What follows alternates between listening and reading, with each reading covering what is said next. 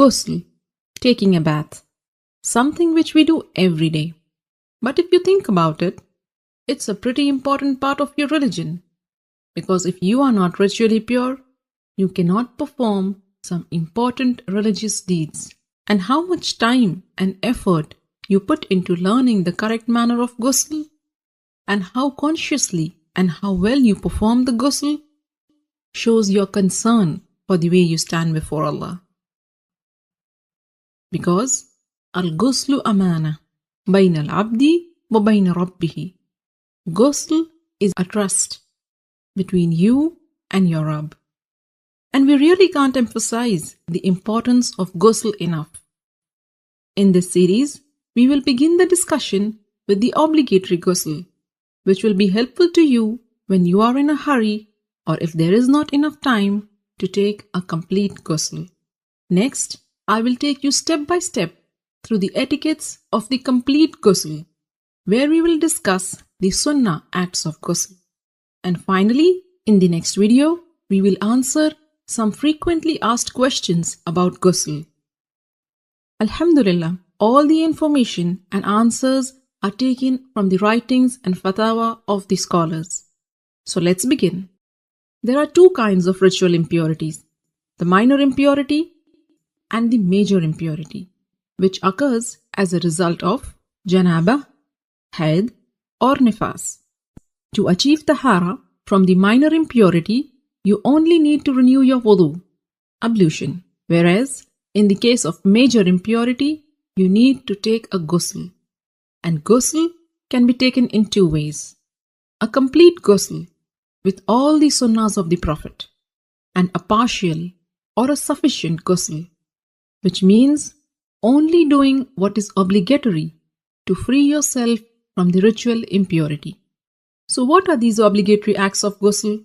A beforehand niyyah, intention that you are taking this bath to purify yourself from the major ritual impurity, rinsing your mouth and nose, and letting water run over your entire body at least once.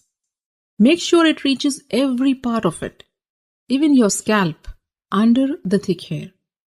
If you manage to do this much, then you have purified yourself from the major ritual impurity.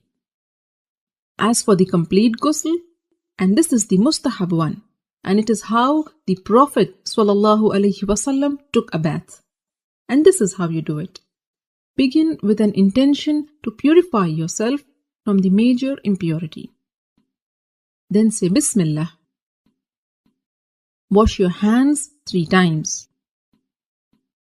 Then with your left hand, wash your private parts and anywhere else that is contaminated with traces of impurity.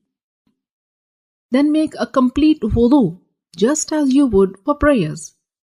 Then pour water over your head 3 times, rubbing and making sure that it thoroughly reaches your scalp. Some scholars said 3 times means once on the right, next on the left, and then in the center. And then pour water and wash the entire body, beginning with the right side, then the left, while rubbing it with your hands so that you are sure you haven't missed any part.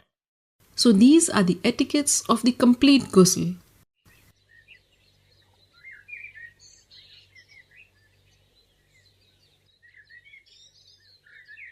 Ghusl essentially means letting water run over every part of your body.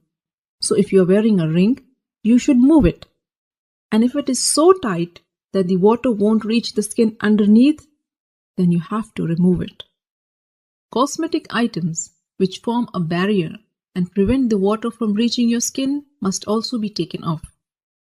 In a narration of Maymuna radiallahu ta'ala anha, it is mentioned that the Prophet sallallahu alaihi wasallam moved away from the spot where he had been taking ghusl, and then he washed his feet.